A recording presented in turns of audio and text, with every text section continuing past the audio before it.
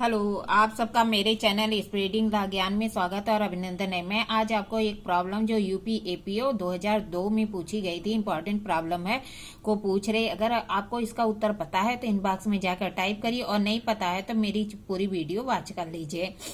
एक अभियुक्त का एक अविवाहित युवती ख से गहरी मित्रता है। एक अभियुक्त रहता है का उसकी एक अविवाहित लड़की से गहरी मित्रता है और वह गर्भवती हो जाती है। वैलेंटाइन दिवस की रात वह अभियुक्त के घर जाती है और उससे शादी करने का आग्रह करती है। अभियुक्त कब मना कर देता है। वह युवती क्या करती है कि अभियुक्त के दरवाजे पर जहर खाकर आत्महत्या कर लेती है। बाद में अभियुक्त रात में दरवाजे पर उसका शव देखता है तो वह पुलिस की डर से तथा इस बात को छिपाने के लिए कि उसके और उस युवती के गहरे संबंध थे और वह आत्महत्या कर ली है, वह उसकी लाश को एक नाले में फेंक देता है। 2 दिन के पश्चात लाश नाले में मिलती है। 2 दिन के पश्चात जो लाश है वह नाले में मिल जाती है और तफ्तीश के बाद जो है अभियुक्त के विरुद्ध आईपीसी की धारा 201 के अंतर्गत चालान होता है। अभियुक्त ने यदि कोई अपराध किया है तो कौन सा अपराध किया है, कारण सहित बताइए। मतलब क्या कहता है कि एक अभियुक्त रहता है क, वह एक अविवाहित लड़की ख के साथ गहरी मित्रता रहती है दोनों में, और जो युवती है वह गर्भवती हो जाती है। वैलेंटाइन डे के दिन वह अभियुक्त के घर जाती है और विवाह करने के लिए कहती है, जिससे कि अभियुक्त मना कर देता है। तो युवती क्या करती है, उसके दरवाजे पर जहर खा लेती है और आत्महत्या कर लेती है। बाद में अभियुक्त देखता है तो उसके शव को देखता है और पुलिस की डर से क्या करता है, उसको छिपाने के लिए कि उसके संबंध थे और जिसने आत्महत्या कर ली है उसकी लाश को नाले में फेंक देता है। 2 दिन के पश्चात लाश पाई जाती है और अभियुक्त के खिलाफ जो है 201 आईपीसी के तहत चार्ज लगाया जाता है। तो अभियुक्त ने कौन सा अपराध किया है, कारण सहित बताइए।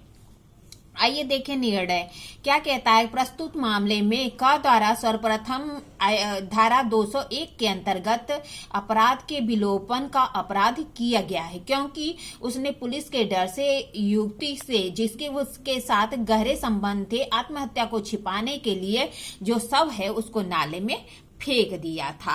अब प्रश्न युवती की गर्भवती होने का उठता है तो इस विश्वास में हुआ होगा कि का युवती से विवाह करेगा। मतलब कह रहा है कि युवती गर्भवती इस वजह से हुई होगी क्योंकि अभियुक्त ने उसे विश्वास दिलाया होगा कि वह युवती से विवाह करेगा, जैसा कि प्रश्न में बताया गया है। क युवती से विवाह की आग्रह को अस्वीकार कर देता है। यहाँ पे क धारा 415 और 417 के अंतर्गत छल के अपराध का भी दोषी होगा। मतलब कह रहा है कि अभियुक्त तो पहले तो शव को नाले में फेंक दिया था या बात छिपाने के लिए कि उसके संबंध थे।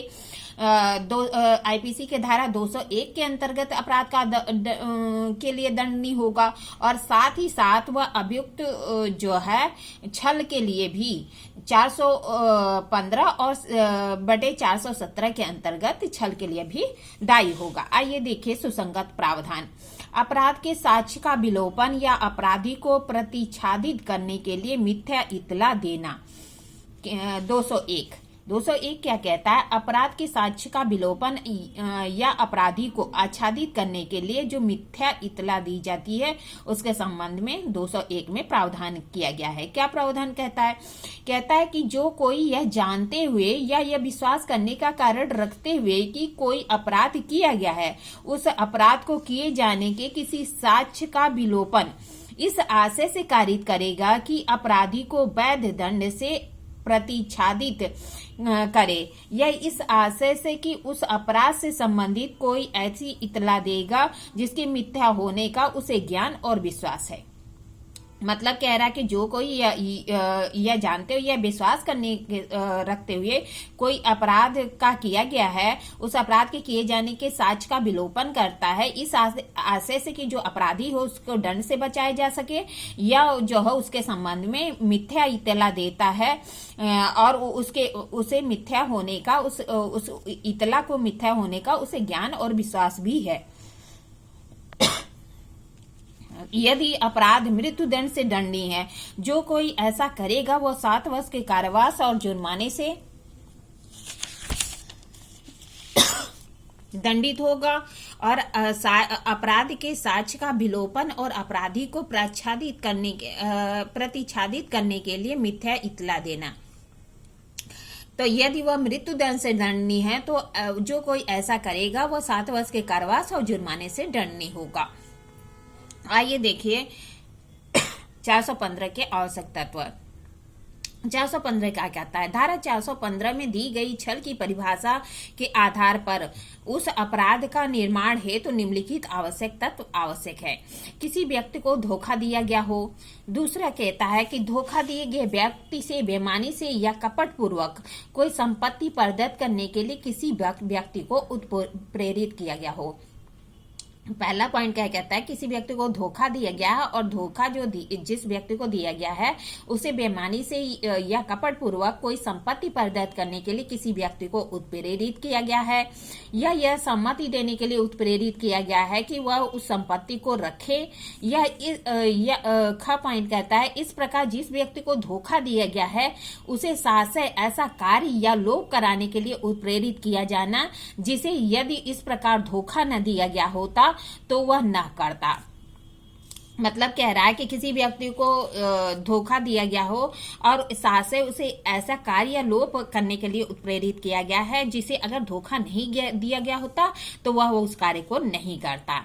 तीसरा पॉइंट करता है उपयुक्त कार्य का लोप ऐसा होना चाहिए जिससे कि उस व्यक्ति को जिसे उत्प्रेरित किया गया है कोई शारीरिक, मानसिक, ख्याति संबंधी या संपत्ति संबंधी नुकसान या हानि हुआ हो या होने की संभावना। मतलब कह रहा है कार्य या लोप ऐसा होना चाहिए कि जिस व्यक्ति को उत्प्रेरित किया गया है उसे कोई शारीरिक, मानसिक, ख्याति संबंधी या संपत्ति संबंधी कोई हानि या नुकसान हुआ हो या होने की संभावना हो।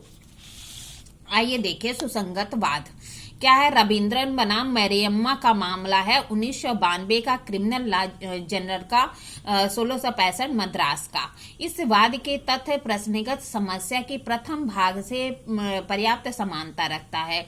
मतलब कह रहा है इस भाग के ये जो केस है इसमें जो समस्या में जो बताया गया है इससे जो है संबंध रखता है। इसके अनुसार क छल के लिए दायी होगा क्योंकि क इस वादे पर विश्वास करके वह युवती से विवाह करेगा, क के साथ सहवास करने के लिए सहमत हुई, परिणाम स्वरूप वह गर्भवती हुई। मतलब कह रहा है क छल के लिए दायी होगा क्योंकि क के ही वादे के विश्वास करके वह युवती क्या करती है, उसके साथ इंटरकोर्स करती है जिसके परिणाम स्वरूप वह गर्भवती हो जाती है।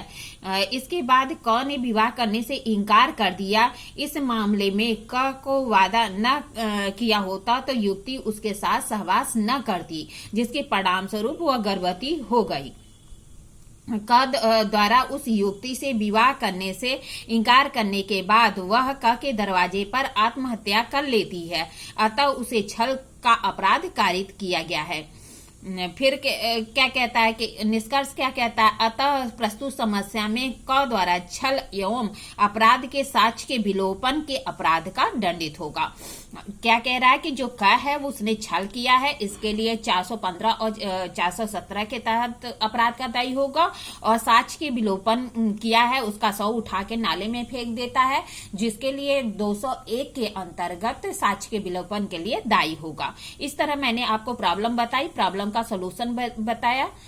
अगर आपको यह सीरीज अच्छी लग रही है तो प्लीज लाइक और कमेंट करिए, और ऐसी ही अच्छी अच्छी प्रॉब्लम देखने के लिए मेरा चैनल सब्सक्राइब करिए, लाइक और कमेंट करिए। ठीक है, धन्यवाद, थैंक यू।